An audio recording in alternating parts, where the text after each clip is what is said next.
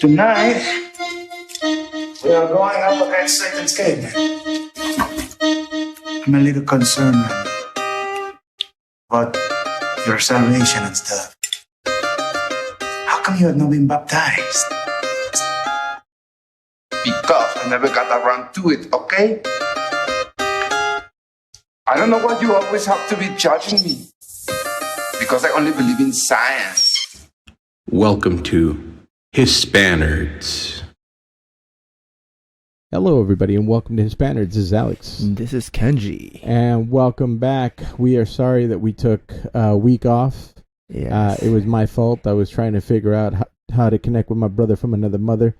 But I was a little late on the technology, and I was up in the mountains. So yeah, no worries, man. No I was worries. not getting any reception. Vacation was due. But in the time that I was gone, a lot of things happened. A lot of things did happen. But first of all, how was it over there, man? Oh, dude. It was...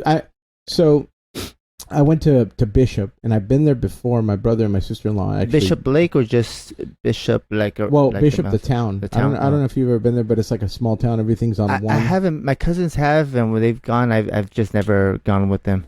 So the town, everything's on one strip, and it's very small. It's a very small town. Really, really cool. Yeah. But very small town. There's like no Walmart, no Target, like very small it's town. just mom and pop stores. Mom and pop up and down, which is pretty nice.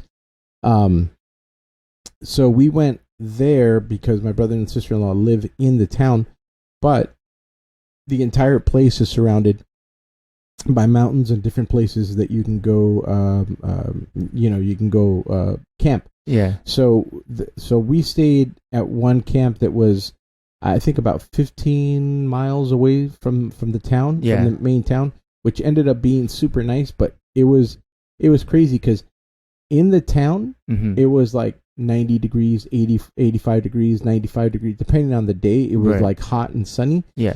But as soon as you drove up, because the elevation changed so dramatically, when you went to our campsite, sometimes it was raining. Right there. That's cool. Yeah, and it was colder and stuff. And but yeah, it was pretty awesome. I ended up doing I put some pictures up of there's several lakes, and they're all like fed into by rain. Yeah. So there's a lot of different lakes. Oh, so they're not connected to like rivers that are like feeding into it or anything? They're rivers, but the place where we were at wasn't being fed into by a river. It was just pure, rainwater. But there's several different lakes, and then there's it's not the Colorado River. It's a different one that runs through. So is it similar to that little lake that's in Joshua's Tree? You know which lake I'm talking about? It's like the only little. It's like a little reservoir. I've been to Joshua Tree, but so long ago that I don't even remember. And during the summer, it's always dried out, but then during spring, it's like full, and it looks like a little lake. This is probably pretty much the same, except because it's so high up. So we were at 9,000 feet. Our camp was, but when I ended up doing my hike, that I sent pictures of, like, first of all, that was crazy. Like, I'll tell you that story real quick. So my father-in-law and my sister-in-law picked out a little trail to go up. Yeah. And you know what a switchback is? Yes. Okay. So oh man, they wear you out, dude. So they picked out a trail. Everybody left at different times. Our baby left in one car. Me and my wife were still behind getting everything ready.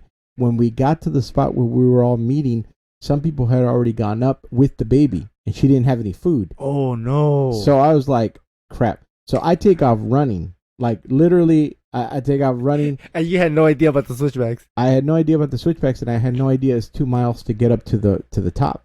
Oh! And it's from 9,000 feet to 10,000 feet elevation. So I run. I'm running up, and I'm calling my son out because somebody.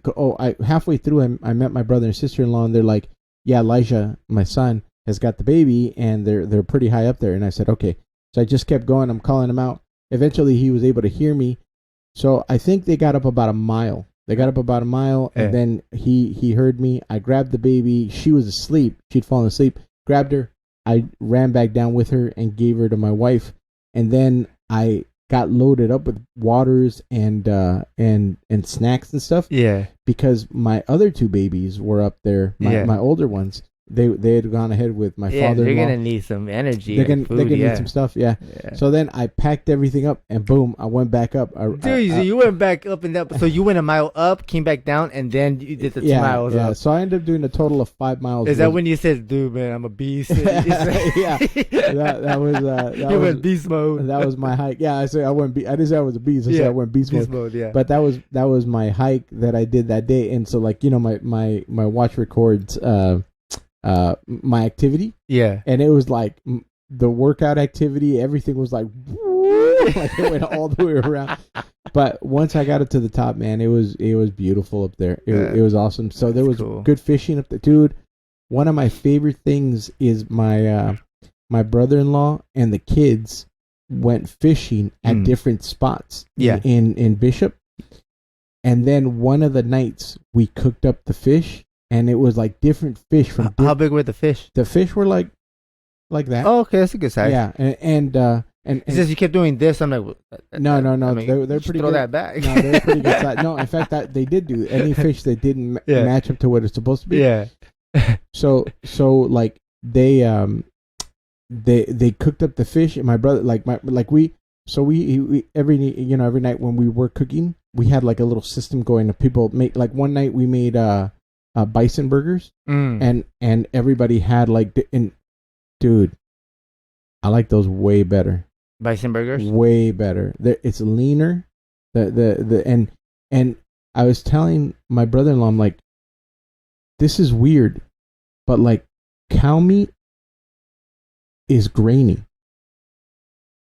Bison burgers, they're like smooth, Like butter. Yeah. I mean, I'm not even kidding. I know you're not into that, but it was. I was at one point. it was wild, dude. But so anyway, probably like the most natural that I've eaten in a while. Meaning, like everything was fresh. It was really who cool. killed the bison? Some people that we knew, like my brother and sister-in-law.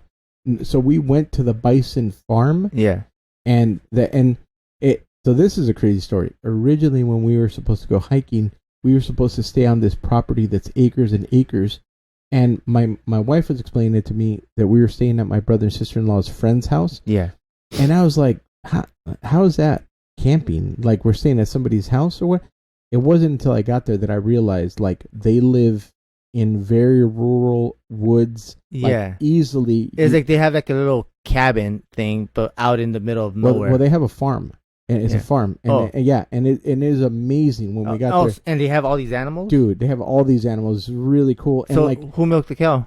I didn't milk any cow, but I love the way that their animals live. Like the way that their animals they have so much space. Oh, okay, and they could just like they could roam. They could roam, and then like the mom who was taking us through everything. Oh, but check it. The reason we didn't stay there, and we ended up staying at the camp that we stayed at, is because they had a flash flood. And dude, I mean, acres and acres of just dirt, mud, water. Like, yeah, there were some crazy floods. It was wild. I didn't know about that one, but I saw the one in Zion.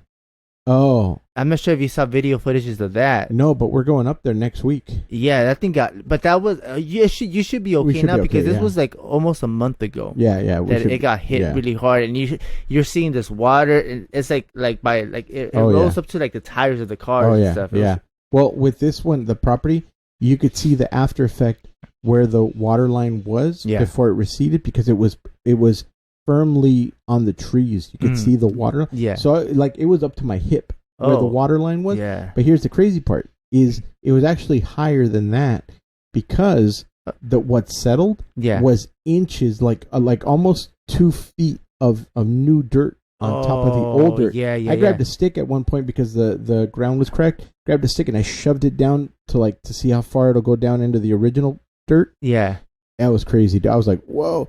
But they had it was probably like a good 4 feet deep then. Yeah, it was or more. Maybe 5. Yeah. Well, they had pictures and they showed us, and it looked like their house and everything surrounding it looked like it was on a lake.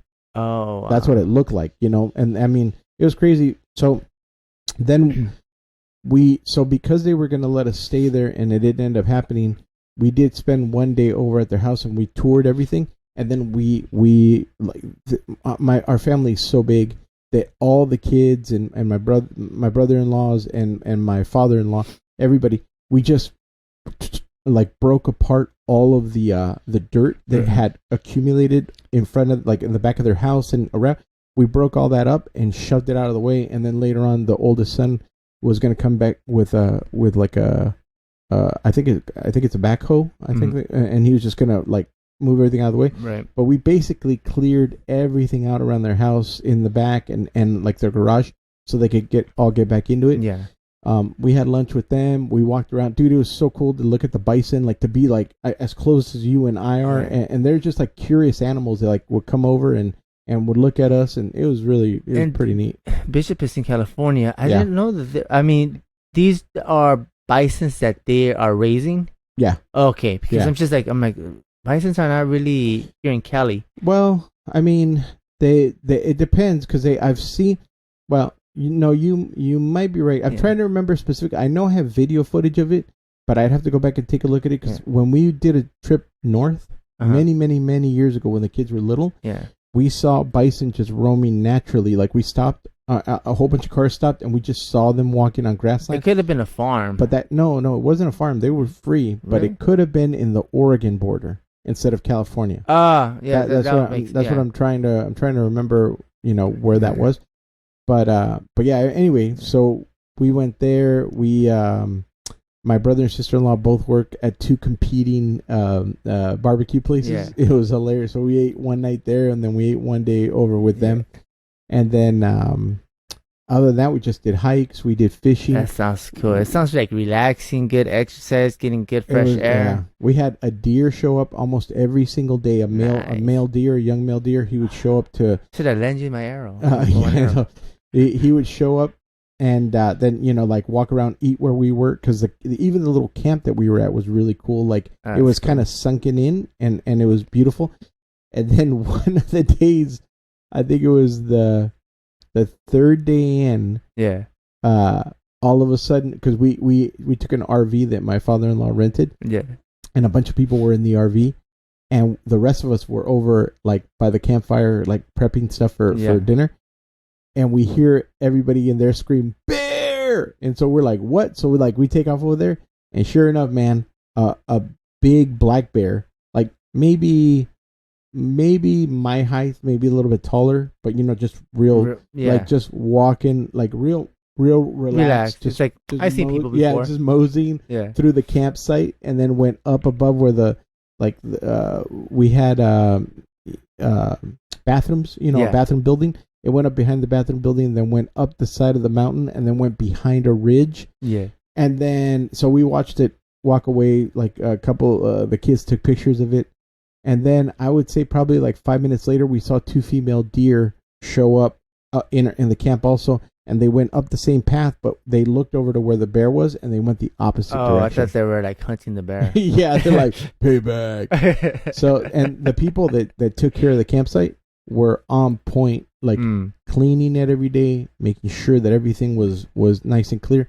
And then they were talking about how they were tracking the bears, because there's 3 of them that live in that. They have a den in that area. Yeah. So the bears were coming through our camp, probably every single night, honestly.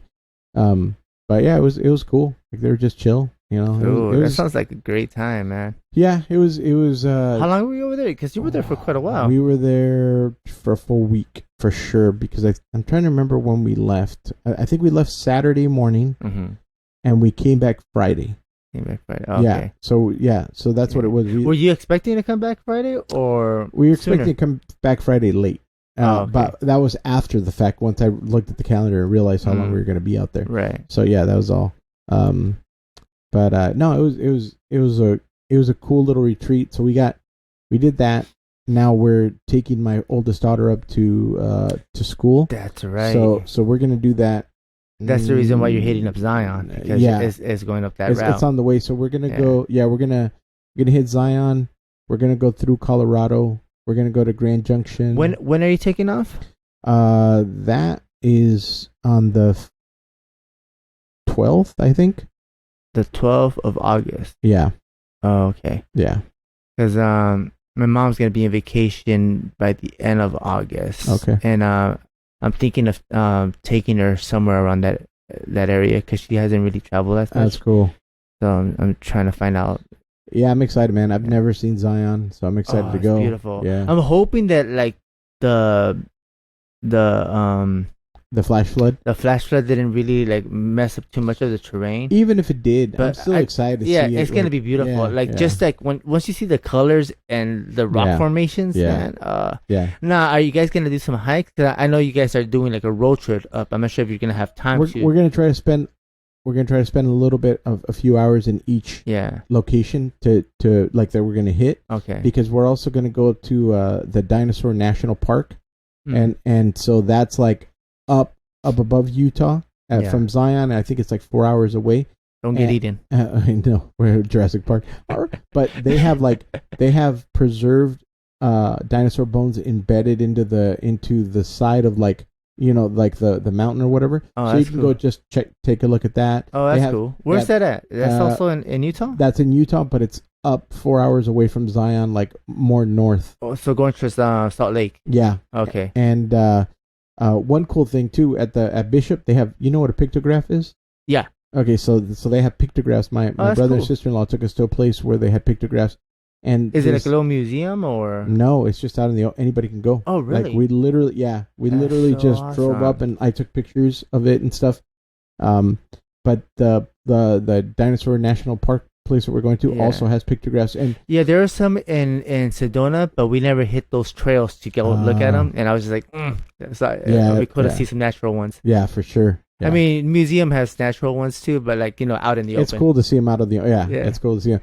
Yeah. So we're gonna hit that, and then we're gonna hit Grand Junction, and we're gonna go through Colorado, and then we're gonna stay. So I think we're trying to do the trip up there in 4 days, which is easy because we only want to drive like 6 to 8 hours every day and then stop, Right. And then on the way back, we're gonna come back fast. Oh, so okay. Because by the time we leave, the kids technically will have already started school, and so but they're only gonna miss about a week of school, and then we'll come back. Boom.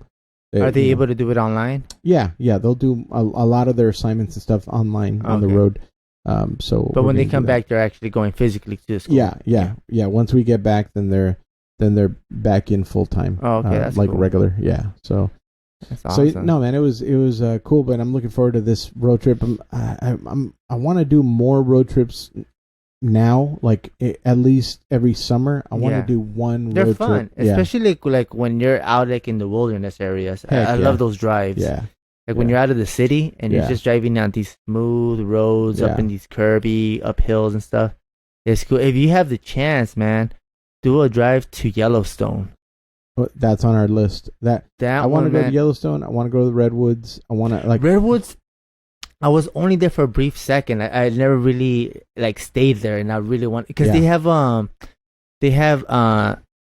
skyline. Is that what it's called, or ziplining? Oh, like ziplining, on the redwood trees, and I've done that in the jungles of Guatemala, like by Tikal. Yeah, and that was a lot of fun over there. But to do it at the redwoods would be amazing. Heck yeah, because I mean, what you're seeing. Yeah. Going through it's insane. So, that's in my bucket list. We were gonna try to make our way up to Mammoth because Bishop is so close to Mammoth, but it just never happened. We were filled up with too much stuff. Okay, yeah. Now I think I know where Bishop is now. Okay. Yeah, that's way up there. Yeah, it's about a 6-hour drive. Yeah. It took us about 6 hours to get up to Bishop. That's cool. And I was driving a big old RV, which was the first time I've ever driven one of those. It's nerve-wracking. It's nerve-wracking, and it reminded me, I was telling everybody that it reminded me of... I'm not a truck driver. Yeah. It reminded me of my first Volkswagen bus, because my first Volkswagen bus had a lot of play in it. Oh, you had a Volkswagen bus? I've had two. Oh, really? Yeah, I wish I'd never sold the second one. I was an idiot for selling it, but the first one was a piece of junk. Is that the ones you were staying? Remember how you told me you... Nah, when I was homeless, I was living in my little Toyota Corolla. Oh no, that bus would have been so perfect. It would have been so, but I didn't have the bus yet at that time. So, in fact, did I ever tell you the story of the VW bus? I must not have. No, I never even knew you had a bus. So, I'm looking for a car. My buddy Jamie, Fluffy would have loved you. But yeah, my buddy Jamie, he says, "Hey, I found a VW bus in the classifieds." Because remember, like we didn't have internet. Yeah. Like, by the time that I got the car, internet existed, but we didn't use it at all. Right. Like, wasn't in that world yet, and so we were looking through the classifieds and stuff, and we find one in Long Beach, in North Long Beach, and he says that's where it's at. So I'm like, okay, cool, and it's only $100. So I go. Then it's not working. He goes, yeah, I don't think it's working, but let's go check it out. So we go over there. We go into the guy's backyard. His grass is super high grown, so it's growing over the tires. It's this old blue. It's not. The body is not. It has not been in an accident, so the body's straight. Yeah, but it's ugly, and there's rust in different parts, right? Oh, okay, so it's building up. So I look at the car and I'm like, dude, even for $100, and my buddy's a mechanic, and he's like, no, hold on, let me check it out. So then, boom, pops the back. He's looking at the engine. He brought a couple things with him, and he goes, okay, we got this. He goes, give him $100. I'm like, are you sure? He goes, yeah, give him $100. I said, okay. So I walk over to the guy. I'm like, here you go. And the guy starts chuckling, and he's like, did you bring a tow truck? And I said, no. He goes, what are you going to do? I said, I'm going to drive it out. And he goes, he starts laughing. He goes, you're never going to drive this thing out. He goes, I'm sorry, but... And by that time, did he give you the paperwork and everything? Yeah. Okay. And so he's like, I said, we'll be back in like an hour or so. So we went to an auto parts store. Got a battery and everything? No, I don't. Did we get a battery? I don't think we even needed a battery. Really? But we got fuel filters. We got a new cap for the spark plugs. Oh, okay. We got spark plugs. We got a new cap for that. We got a couple of other things. We got some oil stuff, and everything. Come back over, and I just do whatever my buddy tells me to do. So we're like oiling this, we're changing stuff out, boom, boom, boom, and then we put gas in it. Yeah.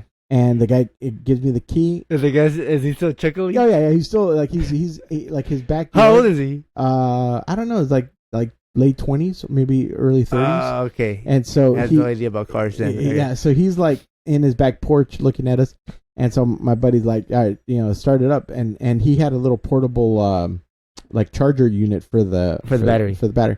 So I started up, and it's like wow, wow, wow, wow, wow, wow, wow, wow, wow, wow, wow, and then like on the third one, starts up, and those cars sound like a lawnmower, and I look over at the dude, and the guy looks at me. He's just like, his mouth is open. He's like, what? And then, I should ask for more. And then my buddy drives in with his car, and he fills up all the tires to what they need to be, to capacity. And then we just drive the car out, and the guy was just like, and I had the car for a few years, but I never invested any real money into it because it was like literally would take me back and forth to work, and I from where I lived in Long Beach, it was only a few miles to Motel 6, which was where I was working. So that car was my first VW bus. Dude, I wonder if that's the VW, because when I first moved here, there was somebody that was living off of it, and he would always park in different areas here in this block. I wonder if that was your old car. Maybe. Because it was my second one was awesome. My second one I bought for $500 in Glendale. Still a good deal. It was a very good deal, man. It was a very good deal. And when I drove up, that one. So this one was baby blue, ugly. Yeah. The second one that I bought was white, and just very classic. It was like 1970s body style, but very classic.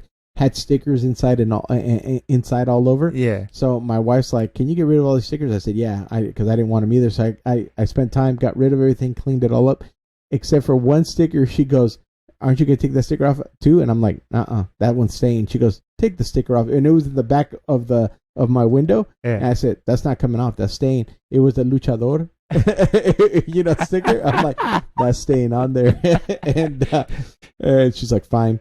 So that one, the guy had fixed the front, the wheel, like forget what the axle area. Oh, okay. So that one, nice, no play, very tight steering, very good, excellent car, man. When I bought it for $500, I sold that one for $2,000. Oh wow! And I wish I'd never sold it. I still see it in Paramount every once in a while. Oh really? The guy who bought it for me, he lives in Paramount, And so He's yeah, driving. He's like, sucker. yeah, 100%, because now that car's worth Oh, so much. an Yeah, insane all amount. those cars. And I would never sell it even now if I had it. Yeah. Like I just could have turned it into a fish tank. seriously, I could have turned it into like a electric vehicle. But no, man, I miss having one of those. But yeah, that was Because you can fit a lot of people in those. Oh yeah. Yeah. So yeah, that was my 2 V-dubs, and I'm hoping that one day another one comes into my life that I get because I love those cars, man. Yeah. Like you have to get used to not having a bumper. Start following Fluffy and get a contact. He has I a know, garage. dude, I know. full He's of- got so many nice ones. That He fool. might be just nice enough. So angry. But dude, it's have you ever ridden one? Have you ever driven one? No, I've never driven one or been in one. I've just been around them. It freaks you out when you're driving because you have no bumper. So when you You're so close up. when you get up to I've been car- in vans that are like that. Yeah. Well, once you get used to it, it's no thing. Yeah. But at the beginning, you're like, whoa, like that. It feels this weird. Is not normal. Yeah, Yeah. yeah. It feels Because weird. you're expecting a hood Yeah. in front yeah, of you. Yeah. Where the But heck is the engine in? The engine's in the back. Back. Oh, Yeah. okay. The engine's in the back and Yeah. bottom, and the engine is they're not heavy enough that you can't. Like I held one up one time. Like they're heavy, but they're not so heavy that you can't Yeah. take one off by yourself and install a new one. And in fact, there's these cranes that they have, like engine cranes. Yeah. When you put it on one, you could easily slide one in and like Oh. yeah. So Yeah, they don't make them like that anymore. They No. make it more difficult. yeah, way more difficult. Yeah, yeah. But man, I love that thing. That's cool. Yeah. That's So that's my story of V-dub, and that's my story of going to the woods. The woods, yeah. But let's get into what we're going to get into now. All Let's talk about a lot of things, but first, the first thing I want to talk about is Scarlett Johansson and Marvel, and your thoughts on that. Well, not Marvel, Scarlett Johansson and Disney. Yeah, you're right. You're right. Yeah, You're right. and Disney. 100%. It's sad to me that they're doing that and they're trying to play it off, I agree. and then seeing that also Emma is going through the same scenario. I feel like that the corporate is just being very, very sneaky about these things. They're trying to make Greedy. yeah They're being very greedy, in Yeah. my opinion, and I don't understand that some of the hate that I've seen online for Scarlett Johansson going after Disney in this way. It's just to me it's unfounded. Like to me, people can't put themselves in her shoes. Mm-hmm. I would have understood Disney's position better if they had said, if their statement had said, we have a good working relationship with Miss Johansson. We completely understand her point of view. None of us could have foreseen this pandemic happening and how it's radically changed everything. If their position had been like that, and they would, and they would, instead of attacking her the way that they did, because they literally attacked, like they're like, she's crazy, and how can she not see that? You didn't read that statement?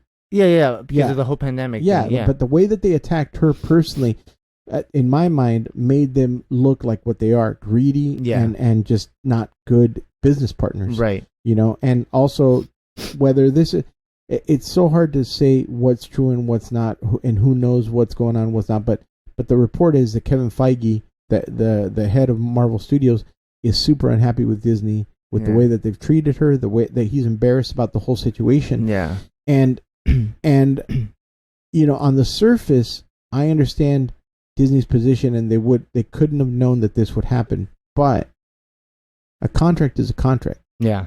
And at the end of the day, to me, it's not about the money, and it's not about her greediness or non-greediness. It's honoring the contract. It's honoring the contract, and the contract is the only way that somebody cannot be taken. It's a handshake on paper that says, you and me have agreed to this. Yes.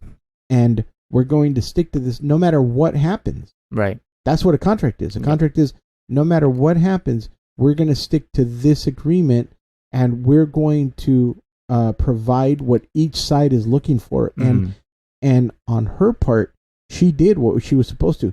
She filmed the movie. Yeah. She performed in it. Did everything that she was obligated to do. Right. So then it's Disney's turn to fulfill that part of it, even if they lost money on it. And here's the thing: is from what I'm hearing from these other sources is that when they did the whole hybrid of putting it in the Streaming movie and- and yeah. streaming it, they're not giving out the correct numbers. They don't want to put out the number because they supposedly they felt that they were going to lose money in the theaters, which Right. statistically I think they wouldn't have lost money. Right. But they felt like they could have gained money through the streaming, and it seems like they did, and they don't want to put those numbers because that really will break the contract of why they did it. Well, Because- no, Disney actually, in that sense, so I'll disagree with you on that one. On that part, Disney actually made a mistake, and they did put those numbers out. They touted them. Did said, they? Okay, yeah, I heard that said- they didn't put them out like the correct ones. Like they put out numbers, but they're not the right ones. Whatever the right ones are, man, they got a bunch of new subscribers. Mm. They did, like, Yeah. because I think Black Widow has made almost 300 million total, Yeah, and a big chunk of that came from streaming. mm, So, and it wasn't just because of the people that they already have the subscribe. Literally, people subscribe to the service just to watch it at home, just to watch Black Widow at home. So you might be right, and I agree with you. I don't think that they put all of the numbers out. I agree with that. I don't think they're like the movie business. As far as the numbers aspect goes, is so sneaky a lot of the time. yeah. Where the math doesn't add up anyway. Because like by them doing that, they backstabbed her because she was gonna get a certain percentage from the Yes. box office. Yeah. And because they did Yeah. that takes away Yeah. that. Well, that's her and her Yeah. team's entire Right. entire argument. And then Disney came out and they said, "Well, we paid her 20 million. You know, she made 20 million on the Which movie." is So, nothing. well, I mean, It's something to us, of course, but it's compared even, to it's even something to her, but that's not the point. Like the Yeah. argument isn't like, let's say she made $1 billion. Let's say she made $5 billion. Whatever the number is, it Right. doesn't matter. And like, yeah, what matters is what did the contract say? Yeah. What did you agree to right. in the contract? And then because a situation happened like COVID, Mm-hmm. why would that excuse you from getting out or changing the contract? Like Right. because humans can't account for everything that's going to happen. Yeah. When you make a contract, you have to stick to that is. Yeah, fulfill Otherwise, it. there Yeah. can't be any trust. Right. And so that's the position that her and her team are in Yeah. right now. Disney, we can't trust you anymore. Right. And I don't even know like if it's the same scenario with Emma because that also went to streaming. Right. So I'm not sure if it's that, but I'm also hearing news about what's his name what is his name? Indiana Jones guy. Oh, Harrison Ford. Harrison Ford. Yeah, there's a situation going on with him as well because he got hurt during the making Yeah. the next movie, and now he's not like in it anymore. And supposedly they have another actor that's being him, and they're replacing him CG, like they're CGing his face to look like. I think that would be impossible. Honestly. So I don't know what's going on. I haven't looked into it, but I'm hearing rumors about that, and that he's having issues with Disney as well. I don't think Steven Spielberg and George Lucas would allow Disney to do that because Steven Spielberg and George Lucas are the two people that created Indiana Right. Jones, and they're the overseers of it. Yeah, that's the reason why I want to look into it more, just to see Yeah. what's really going on. Yeah, I mean, I think once, like social media, once one bad piece of news starts happening for somebody, then it gets piled on and people Yeah. start making stuff up. So that's where it becomes really difficult to parse out what's reality from Right. what's fake. That's true too. Yeah. And it's done on purpose, honestly, to confuse things, To hide things. Yeah. It's like the all the vaccination talk. Not something that I want to get into, but Right. but I will say that once you get one bit of information, whether you're for or against it, then everybody starts piling on, and then it becomes a very confusing. Yeah, it gets muddy. Yeah, it gets super muddy. Yeah. Rather than everybody wanting to just look at the data Right. and the information for what it is, there's so many opinions and there's so many points of view, and it, like you said, it just muddies up the whole situation. So I think with Indiana Jones, how can anybody know what's happening until the people themselves come out and say, what Right. it is. So yeah, but with Scarlett Johansson and what's happening with Disney, it really bums me out because it makes it so that there's enough bad blood that she will never want to come out and play again. Right. You know? And then what does that say for everybody else who's currently in the Marvel universe if they can't be protected from Disney? Especially her being a big part of it. I mean, she's she's an original Avenger. Yeah. You know, from the very beginning. Yeah, it's insane. Yeah. But yeah, this says something a lot, I think, to people that are going to come, that are people that are playing in the Marvel universe right now, people that are going to come out and play in the future. If Disney comes at people like that, then you're going to see the star power. You're going to see the potential talent pull away and say, look, I don't have to work with Disney because there's options with Apple, there's options with Sony, there's options with Warner there's Brothers. So many avenues. So many other avenues. Like, I can go play over here, I can go play over there. Right. I don't need to play that superhero person. I can, do my... Right. And it's just like... So we lose. The fans end up losing because I didn't know that I wanted Benedict Cumberbatch as Doctor Strange, but now that he's there, man, I couldn't imagine another Doctor Strange. Same thing with Scarlet Witch, same thing with or even the potential future people that are coming, the X-Men and the Fantastic Four. Like, why would Disney try to shoot themselves in the foot? And that's what they're doing. They're shooting Marvel in the foot by treating people like this. Right. And it's not right, man. Yeah. Speaking of Disney, we can keep going. We can keep going with some Disney talk because I found out some new information, and I'm sure everybody knows about it now. But we didn't get a chance to talk about it because I was gone. But Disney is relocating 2,000 employees. Oh yes, to Florida. To Florida, yeah.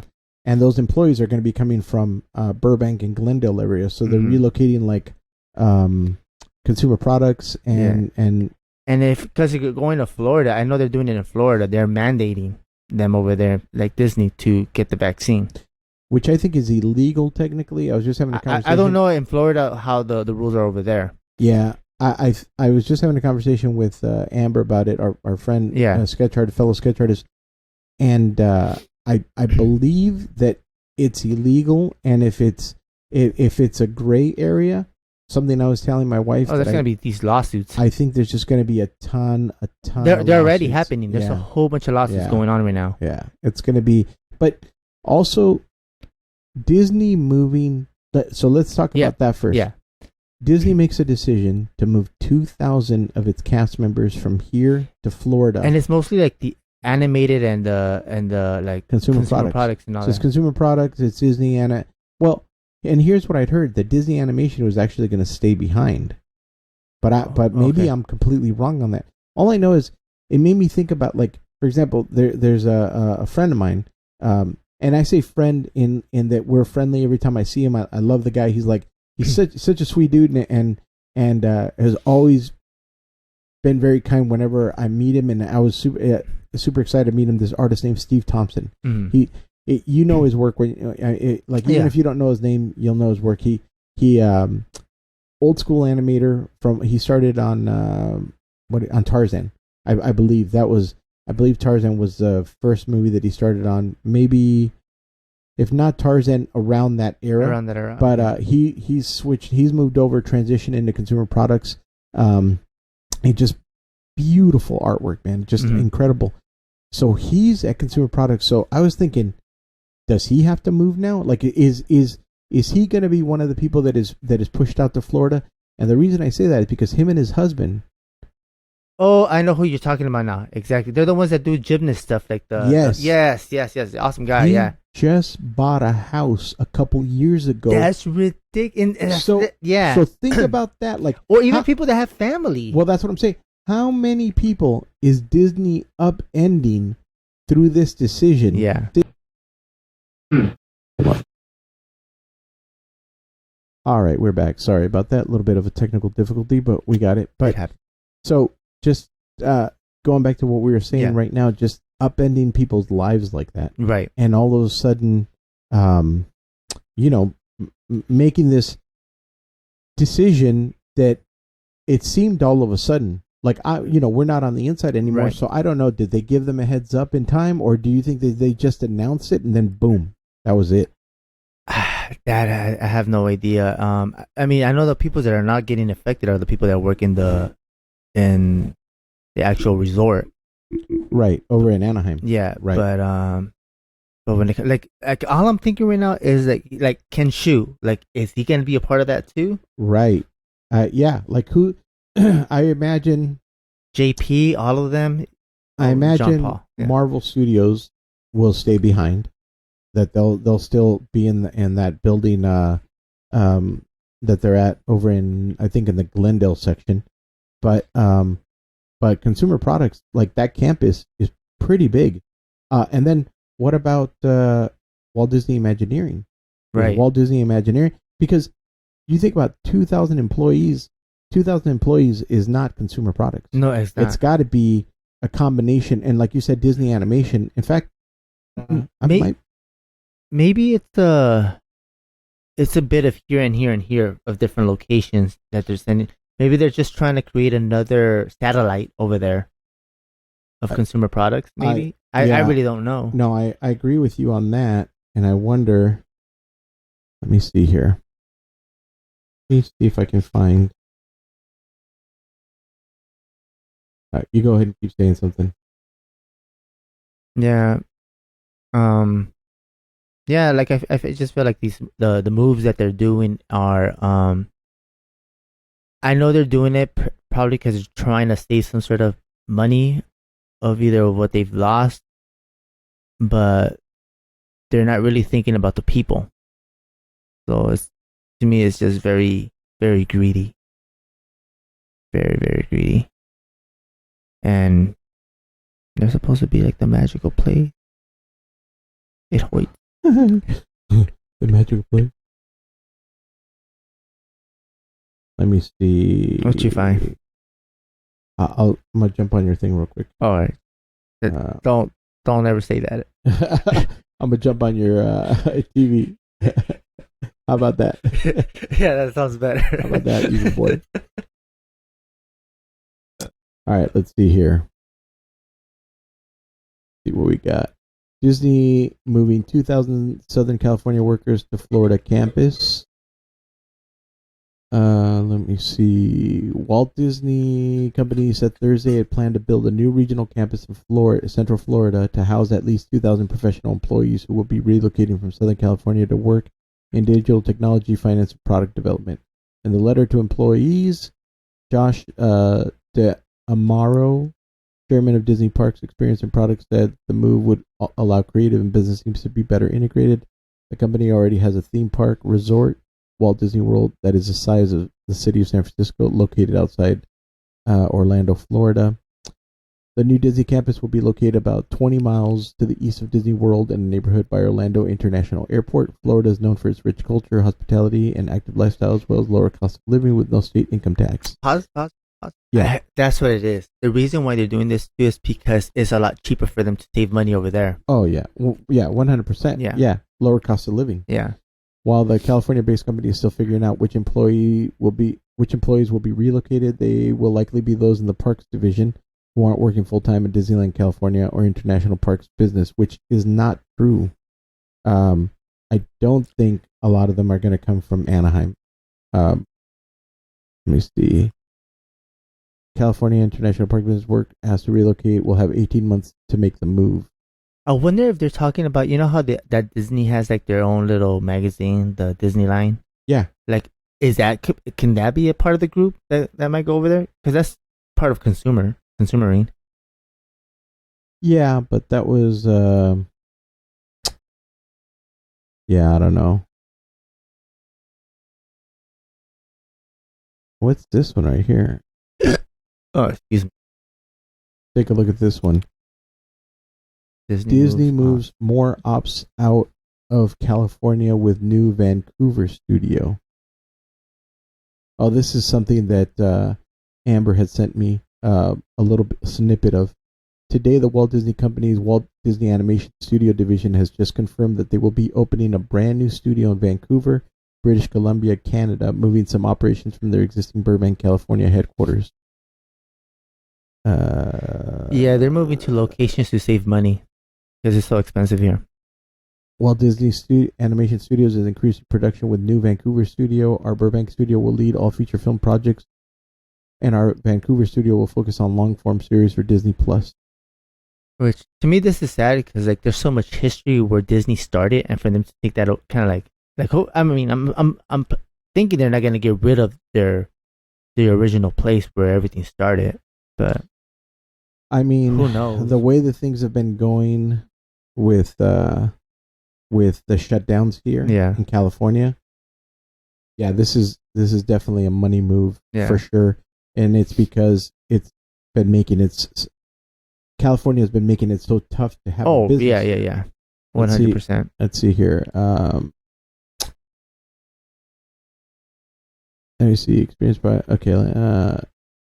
Josh De Amaro, chairman of Disney Parks Experience and Products, says that moving about 2,000 administrative and creative jobs from Southern California to Florida will drive further collaboration and creativity and allow us to better integrate our business.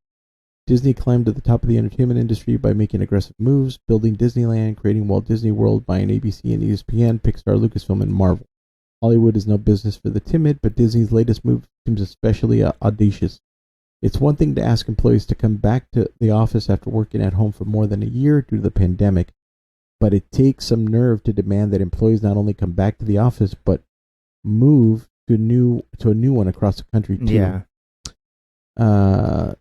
Let's see. That's what Disney is doing in moving about 2,000 administrative and creative jobs in its theme park division from various locations around Southern California to a new regional campus in Orlando. So it looks like they're going to be moving people from Anaheim, Glendale, a little bit of everywhere. Burbank, a little bit of everything.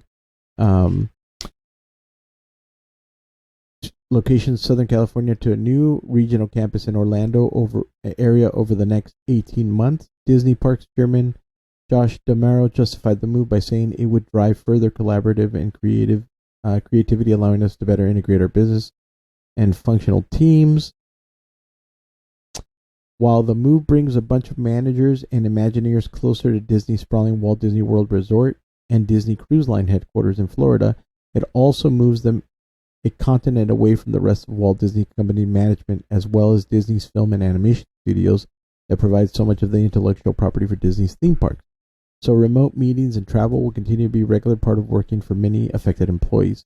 Disney also cited Florida's business-friendly climate, which basically means no state income tax. Florida also reportedly has offered Disney other tax incentives to relocate the jobs. It remains to be seen how many affected cast members will take Disney's offer to move and how many will choose to leave the company and remain in California. I really I think it's gonna be I don't know, man. It just depends on the families. I think that's what it's all gonna come down to. I think if you're a young Imagineer, who just got started, then you're gonna be like, let's do it. Yeah. If you're single, but I think if you're an established person, yeah, then you're gonna find a job with Universal Studios. You're gonna find a job with some other theme park, or maybe you already have something planned that you want to create, and then you create your own team. Yep. Obviously, people running the attractions, shows, restaurants, shops, and Disney's theme parks must work on site.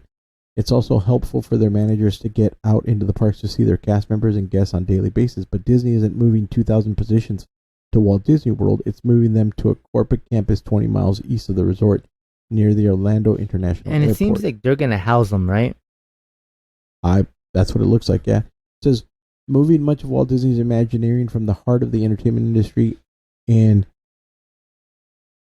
racially and culturally diverse Southern California to an office park in much less diverse ex-urban Orlando community does not seem to support the company's initiative to make its attractions more culturally inclusive either. If Disney executives want to lower their personal tax bills by moving to Florida, fine. But does everyone working under them on the organizational chart, many who have been working remotely for months, really need to follow them? Yeah, that's a good question. And that is the question, like, how many people are going to take that, and how many people are going to of going there? It's going to be pretty interesting. Yeah. Now here's the thing, because if these people, let's say they choose staying, are they getting laid off, or are they? I imagine, depending on the position, they're probably going to get a severance pay. and they're probably going to get. And will they be able to collect? That's the thing too. Yeah, Because you know how they're still giving them a chance to work, but they're yeah, I think so. Technically, technically. yeah, I think so. But who knows? I mean, to tell you the truth, like I said, things are so wacky right now here in California. Yeah. You know that nobody can make up their mind about any specific thing, and I think certain businesses are running away, and others have already left. Like Disney can never technically leave California because they've got the park and they have the property that they own over there in Burbank and Glendale. But they can certainly diminish the size of their workforce and you know, and cut as much of their losses as possible. And really, if it ends up being all money, I could even see them moving a lot of the studio stuff and even renting out that space for somebody else to move into and take which it they've over. done before. Yeah. So, you know, there's, it's wild, man. Yeah. But I think all that feeds into what's going on with Scarlett Johansson, what's going on with the whole situation is they're making chess moves right now. They're trying to make chess moves, and I think they got hurt so bad by being closed for a full year, and they just kind of didn't really, they weren't talking about it. Oh, so we can continue on this. Did you see the new plans for the annual pass? No, I haven't seen that. So I'll bring that up too. Do it. Do it. The annual pass holder. I think I heard something about it. But no, maybe I didn't. I'm surprised that you didn't. Surprised that you didn't see this. You can see it again. All right.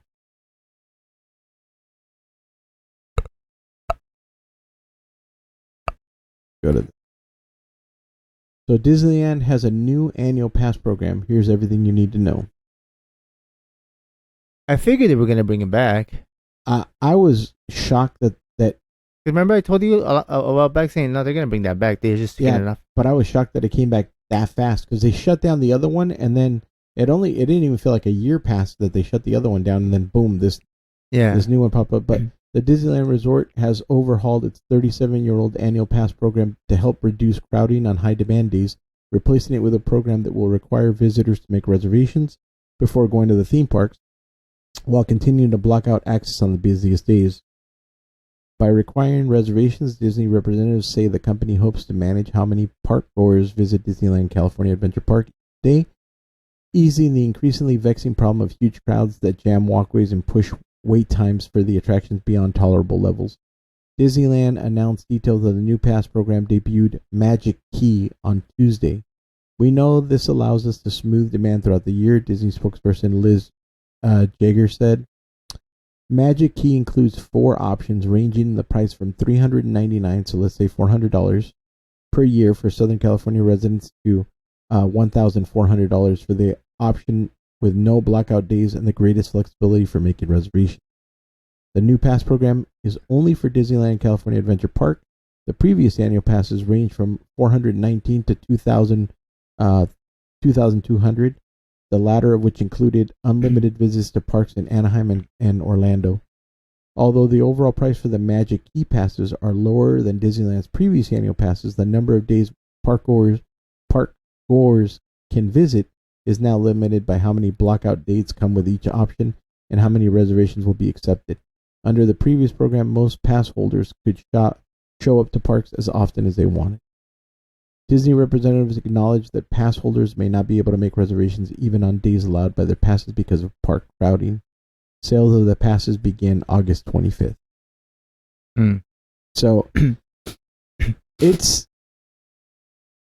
I know that... in fact, I already do know some people online that I'm friends with who are already planning on buying the highest level one no matter what. Yeah. But I'm going to be very surprised if immediately people aren't going to start complaining, because even in this article it says that even if you have a park pass, you may not be able to book a reservation depending on how many regular people who bought regular tickets Yeah. already exist inside of the park. Mhm. So those people, and if Disney does not manage the flow of how many people they're letting in per day of Yeah. those tickets, then the people that buy these tickets might these dream key tickets may end up being useless most of the time for these Right. people. Maybe if they don't have a Well, really good plan. One of the things I'm hearing rumors. I'm not sure, they're rumors, but you know how cast members have their perks to go into the park. Yeah, So it seems like they want to get rid of that. They've been trying to get rid of that slowly but surely, but now they really want to get rid of it. And I think they have the union fighting that. People are I like, would be very shocked if they didn't move to buy a discounted year pass. right, You know what I'm saying? but Like, making cast members buy. Yeah, but what I think what cast members are fighting for is that they're like, okay, you take away our like those perks, but now we want higher raises. right. Because and so Right. that's because to be To honest, offset. yeah, To offset, most yeah. people go to Disney because of the perks Right, that work for this, and take that away, then people are just gonna leave. right, They'll find better jobs, and right. so Disney's gonna get screwed either way. I agree. I agree. I think by the time that I started working at Disney, they were already starting to pull some Oh, things. Like yes. they used to have the annual Christmas party for Mhm. cast members and their families. Right. So they would let us go to the park with our family, and it was they would shut the parks down for a few hours Right. and only let cast members and their families go. They took that away, and then instead they made it so they gave us extra tickets so that we could go in with regular people Yeah. went. And then that started being taken away. And then other like things that they had, events that they had for cast Right. members, they started pulling that away. So yeah, just slowly they've been pulling Yeah. incentives Mhm. away for people to work there. And after a certain time, if you're like you just said right now, if you're not getting paid enough money to be able to even purchase a ticket comfortably, Yeah. to be able to go in when you want to go in, if you're working there just because it's a job and it's only a job, Yeah. then the incentive is lost. On, Right. like, as to Exactly. And what- even the magic kind of goes away because people that get these perks, they're really happy. You're giving them happiness, greatness, so they're gonna show that in their oh work. yeah, yeah. You take that 100%. away, then people are gonna see that, Yeah. especially guests. Yeah. They're gonna be like, "Oh, this is not the same. This is Magic Mountain now." yeah. This is basically any other place that Yeah. I can go visit at any time. There's nothing really special about it. Exactly. And one of the things that Disney does all the time is, particularly when we were working there, and we can speak to this, is they're pushing the magic, talking about the magic, talking about making magic for people, talking about a lot of that has to do with the person, the cast member buying into Right. and feeling like, hey, this is a great place to work, and I want to make it like when I Right. worked at the Disneyland Hotel. The fact that my bosses gave us the freedom to magically upgrade people. You buy a standard view room and you're with your brand new wife, Right. and we can put you in one of the signature suites for one night. Right. I mean, that's a game changer. Mhm. Like you as a guest come out of that experience telling everybody Oh yeah. Exactly. what you're expecting. Like we rented this regular room. We got this incredible room. We had one of the best nights Right. of our lives. We were able to watch the fireworks. Like just Right. and then we would do. I wouldn't even call it sneaky, but we would do things that would benefit us. For example, you're in a regular room. Mm-hmm. You and your family come, and we put you in a upgraded room. Yeah. And then we let you know that there's this thing called the Concierge Lounge, Right. which is on the 11th floor that oversees all of downtown Disney, where they have unlimited snacks and unlimited drinks. Mm-hmm. And we tell you, because you're in that room now, you're able to purchase Right. that add-on if you want. And everybody did it every time. Right. Now, that's money in our pocket.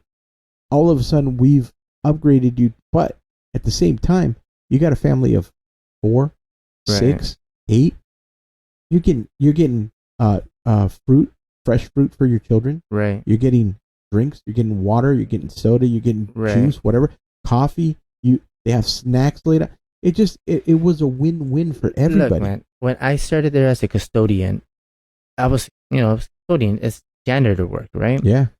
I wasn't getting paid great, but the perks helped a lot. And I was at that moment, I was with my girlfriend Carolyn, and we were going into the park a lot. And, Yeah.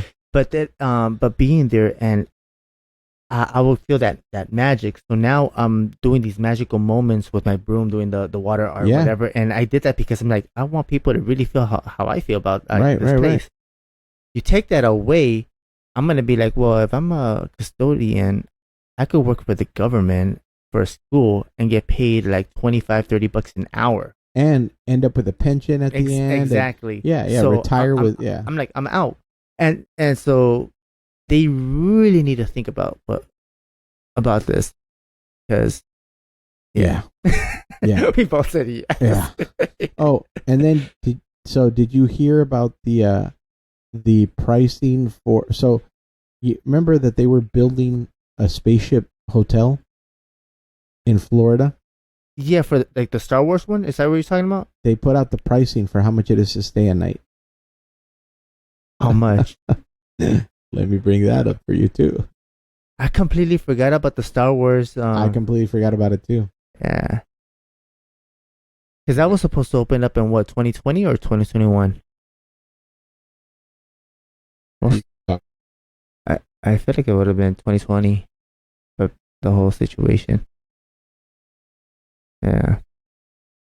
But man, yeah, and that was gonna be its own little theme park, because it was gonna be like interactive, where you pick out your clothes and this is how you're gonna dress, and you're immersed in that world, which I was really excited. Yeah, Disney Star Wars Hotel is just like Westworld. Only no. 2 nights at the immersive Galactic Star Cruiser will start at $4,809. No, thank you. You're looking at maybe 10 grand to have fun with your family there, maybe even more. Disney has been teasing its upcoming Star Wars Galactic Star Cruiser hotel for years now, promising an almost Westworld style immersive experience, complete with real lightsaber props, that will expand its Galaxy's Edge theme park into a full-fledged 2-day interactive Star Wars adventure. You'll sleep in a Star Wars themed room, eat and drink Star Wars inspired fare, and be surrounded by actors guiding you through your own Star Wars vacation. Today, the company announced a lot more information about the practical aspects of the Galactic Star Cruise experience, including a first look at pricing. And like the fictional Westworld theme park, it looks like Disney's real-world immersive Star Wars hotel will be limited to the extremely wealthy, with 2-night stays starting at $4,809 for 2 adults. So forget about ever taking a family. Yeah. Like with kids, can you imagine if me and my wife and my 7 kids went to this? Like, I mean, I'd put a down payment on a house before I did this. Exactly. So let me zoom in on this. Star Wars Galactic rates depending on your voyage, departure date, and the number of guests. 2 guests per cabin, per guest per night, $1,209, or $4,809 for the voyage. 2 total. adults, 1 child is. Yeah, per guest, $889, and it goes up and up from that. No, thank you. It's to me, I'm not like, I couldn't do that. That price is just an estimate. Yeah. Okay, that's not even the total price. That price is just an estimate for an entry-level cabin, and things shake out differently depending on the number of guests in a group. A family of 4 with 3 adults and 1 child comes out to $5,999 for 2-night trip. The ticket includes 2 nights at the hotel, food and drink, except for alcohol and specialty beverages, admission to Disney's Hollywood Studio Park for a day to visit the Galaxy's Edge Park, and parking. You want to see the thing? And the thing is, you can put it on. And the thing is, like, to me, it's not worth it, because if you're going to the park, most of the time you're gonna be at the park, and you're only being at the resort for.